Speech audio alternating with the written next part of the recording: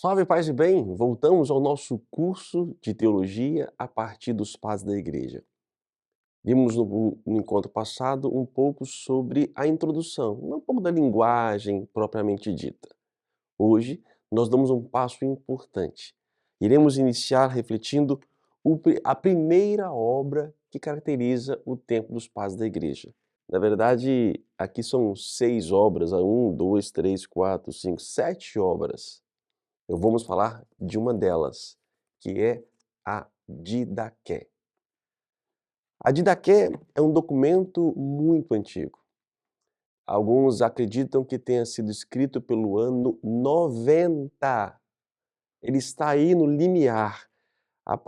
Termina os escritos bíblicos, né, o Evangelho de São João, o Apocalipse, que é o limiar, o final, e talvez inicie aqui o tempo chamado o tempo da patrística, que são os pais da igreja, os padres da igreja.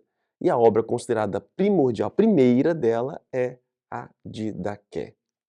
Não sabemos o seu autor, não conhecemos muitas coisas, até mesmo estava perdido este livro até o século XIX.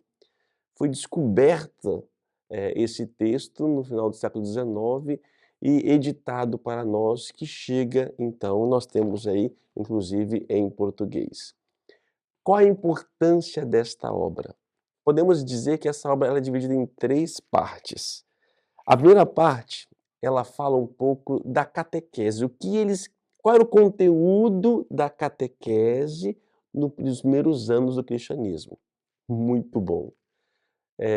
No segundo momento, a segunda parte da obra, são instruções litúrgicas.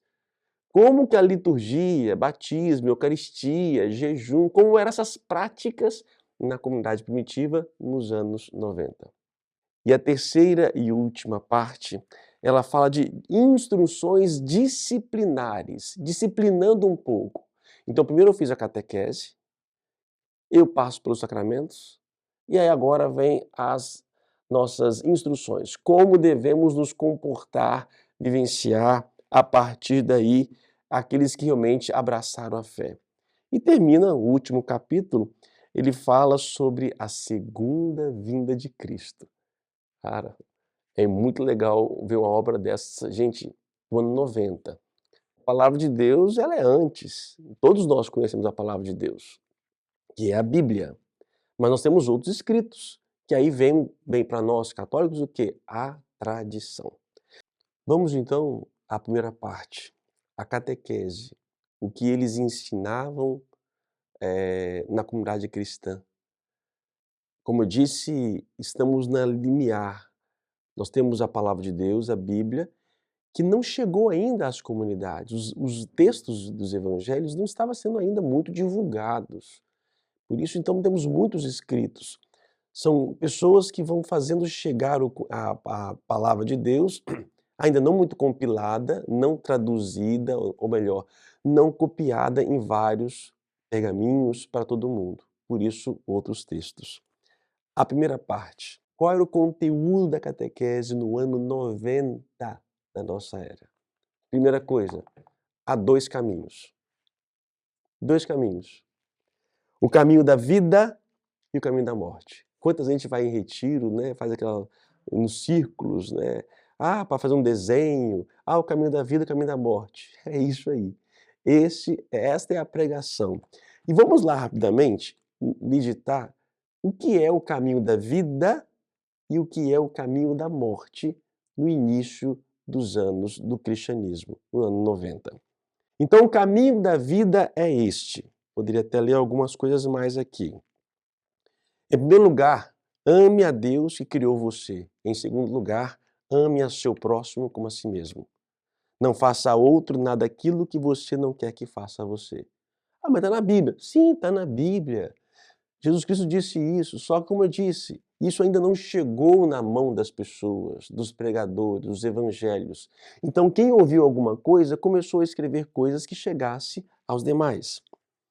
O ensinamento que deriva dessas palavras, dessas 2, amar a Deus e ao próximo, é: bendigam aqueles que amaldiçoam, rezem por seus inimigos e ainda jejuem por aqueles que os perseguem.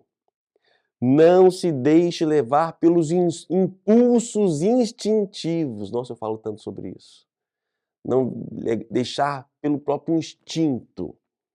Se alguém lhe dá uma bofetada na face direita, ofereça-lhe também a outra face, e você será perfeito. Se alguém o força a acompanhá-lo pelo espaço de 1 quilômetro, acompanhe-o 2. Está na Bíblia? Está na Bíblia. Dê a quem pede a você e não peça para devolver, pois o Pai que quer os seus bens sejam dados a todos, de modo especial aos mais pobres. Tudo isso está na Bíblia. O segundo mandamento da instrução é este: não mate, não cometa adultério, não corrompa os jovens, não fornique, não roube, não pratique magia, nem feitiçaria, não mate a criança no seio de sua mãe, nem depois que ela tenha nascido. Aborto, gente. Repito, não mate a criança no seio da sua mãe, nem depois que ela tenha nascido.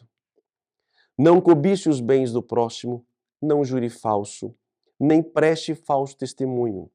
Não seja maledicente, nem vingativo.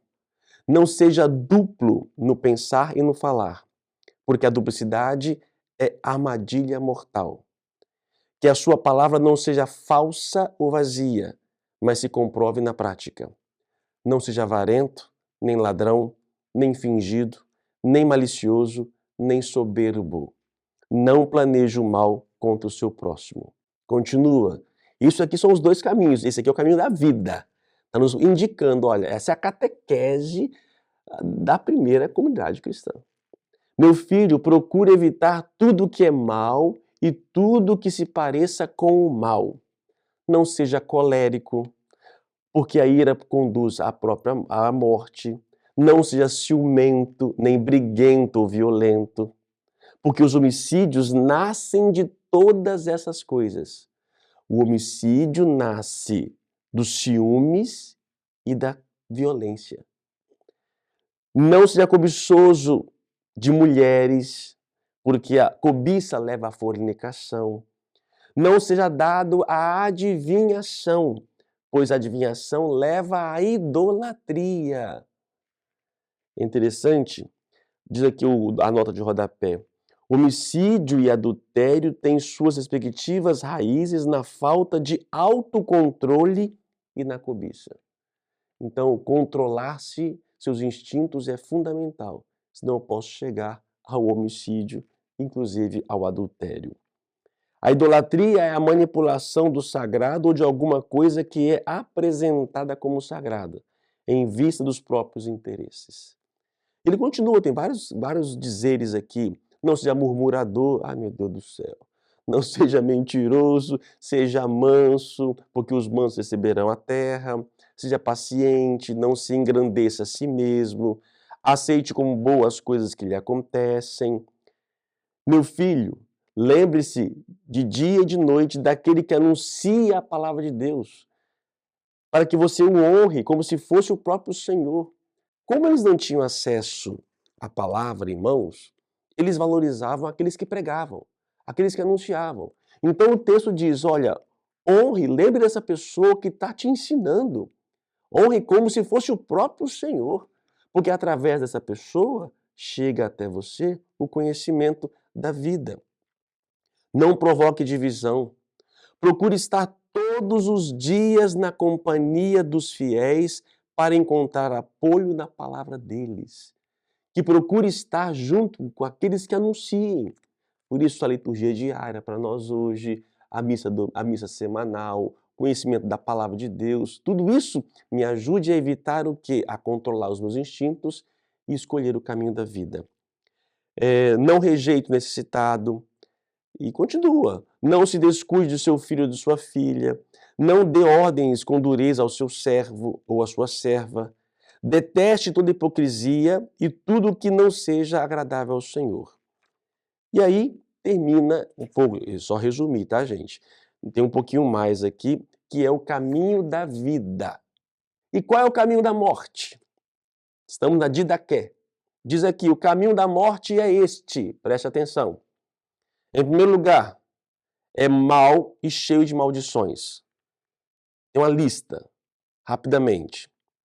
Homicídios, adultérios, paixões, fornicações, roubos, idolatrias, práticas mágicas, feitiçarias, rapinas, falsos testemunhos, hipocrisia, duplicidade de coração, fraude, orgulho, maldade, arrogância, avareza, conversa obscena, ciúme, insolência, altivez, ostentação e ausência do temor de Deus. Estes são os caminhos que levam à morte. Por isso, afastem-se deste. Se você, então, quer caminhar conosco, há duas possibilidades: o caminho da vida e o caminho da morte. Saiba por qual você tem andado. Aquele que ora, pede a graça de Deus, nos dá força para seguir o caminho da vida. Na próxima aula continua a Didaqué e, de modo especial, vamos entrar nas instruções litúrgicas, como eram as liturgias no início do cristianismo. Até lá!